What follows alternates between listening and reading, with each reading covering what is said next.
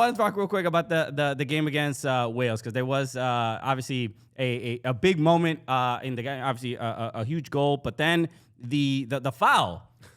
I mean, look, the professional foul. The professional. It was a huge deal, right? Matt Turner's out of goal, and you saw your teammate Gareth Bale, LAFC teammate, but you were like, nah, bro. All of a sudden, you put on all black low top Air Force Ones, and you came out. He got one black glove, and he came out and did the thing, bro. I'm saying.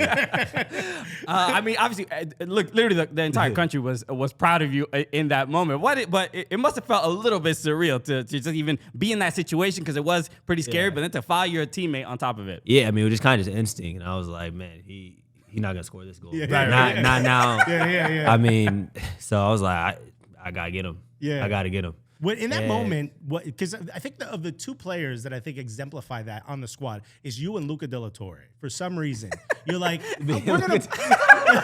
both of y'all, like, did I say it wrong? I'm just waiting for the end of it. Because both of y'all are like, we're gonna play, but if someone does anything to one of our friends, we're the last in line. But Luca's kind of scary, low key. Like I saw one clip where someone fouled someone, he just looked at him. I was like, there's a level. I got like secondhand scared. Yeah. I'm like it wasn't even at me. I want to go Luca De La Brazzi, bro. Man, yeah, he's scary when he give you those eyes. You got that in you too. There's something that snaps, and I'm like, I can see it in your eyes. I'm like, oh, Kellyn on one right now. Yeah, boy. I'm on smoke, right? 100%. Full static is all you see. Yeah. Like when someone pulls the plug on a TV. You're like, man. Yeah. Were you always like that? Is that something new? Sometimes you just like strike a nerve in me. It just kind of just comes out. Like sometimes I just kind of just black out, and I don't even realize it. It just kind of happens, and I just get just angry for a second, and then it just pure emotions, and I just like that's into it. It's that's like the Kill Bill screen turns red, you know? Yeah, exactly. When you hear the whistle, you're like, I know, ref, that was crazy. You right? Yeah, it's almost like he snaps me out of it. Yeah. Like, oh, okay, we back. My bad. That's a beautiful thing though, because you got to protect your players. And as far as now with the World Cup being over for the U.S. men's national team, the images, obviously a lot of the players, sitting on the pitch, taking in the moment for as long as possible. Obviously, it was devastating to lose against Netherlands. Absolutely. But I don't know if you can give us a peek behind the curtain of like what was the locker room like. What was Greg saying, and how is everybody looking forward to 2026 now? Yeah, I mean, kind of just in the moment. I mean, everyone's just disappointed, right? Obviously, we wanted more out of the game. That wasn't meant to be. But I mean, at the end of the day, I think when we kind of just reflected, I mean, we're super proud of ourselves. It took a lot to get to this point, and only so many people are going to be able to play in a World Cup, right, and have this experience. So it's one of those things where, like, it was tough because no one wants to lose, but at the same time, I mean, we also just because the group is so close, it's more of like this group probably will never be back together again. Not all 26 guys, right? Obviously, there's going to be a lot of guys still with the next cycle, but this specific group is probably not going to be, and that's what kind of just hurt the most because we wanted more just for one another, and I mean that game was definitely tough, but it was definitely a learning experience. I mean, I thought we gained valuable experience. We got to really test ourselves amongst the best countries in the world. And, looking ahead to 26 is, right here on home soil, something to really be excited about. And I know a lot of guys, we kind of turned the page, and we're looking forward to that. Also, when you look at the situation, the group you were in, did you feel a same level? Because here, the way it seemed is like the game against England, there was a little bit of something to prove. Because they're always like, oh, it's called football, not soccer. And, they invented it. And they don't respect our players as much. But it does feel like something changed after that game. Even the way a lot of the pundits and some of the people that we consider our peers, like on YouTube and stuff, they started talking about the men's team a little bit differently after that game. I think we proved a little of a point. Did y'all have that chip on your shoulder as well, or is it just on our end? Yeah, no, I mean, for us, every standpoint, when you're playing against the world's best, you got to bring it. No, I'm talking about England. England specifically. Yeah, I mean, no, not the world's best. We're talking about England. Yeah, I'm just talking about just the country. They're in the World Cup, right? I mean, for us, every game we treat every game for what it is. I mean, England is obviously a tough opponent. I mean, they're still, they won yesterday into the next round, but it's one of those things where when we had to bring it, and guys were super eager and super ready for the game, and I think we gained a lot of respect in that sense, just based on performance. And it's one of those things where we kind of like internalize as a group. We kind of want to change the narrative of our performances, right? Mm-hmm. People are saying how we shock the world, right? Like we want to get to a point where it's a shock when we lose, not when we win, right? I think that's when we can really turn the page.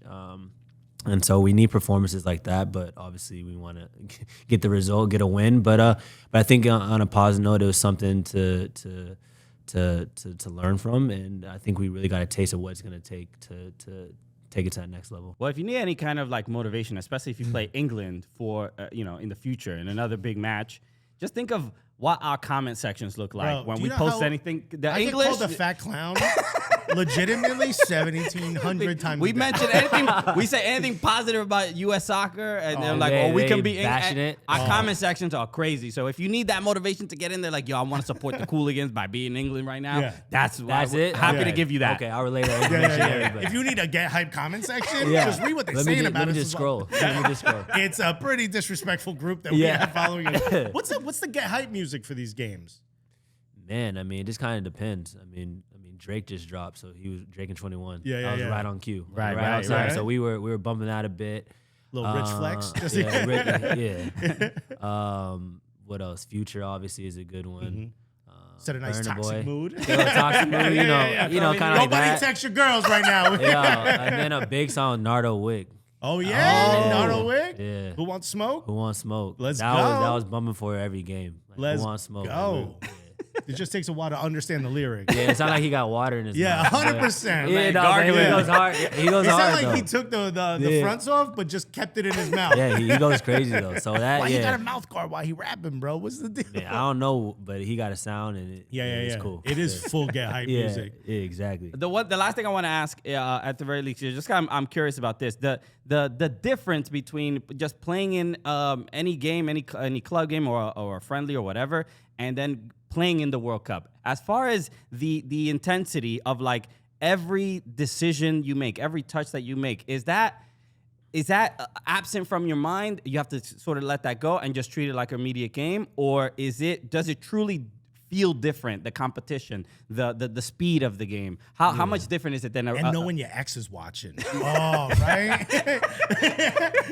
Exactly. Right? That's that little bit. You put on a little bit more, right? Yeah. Sucking that gut. That's what I do. You might not need that. Right. Yeah. I got my one leg up.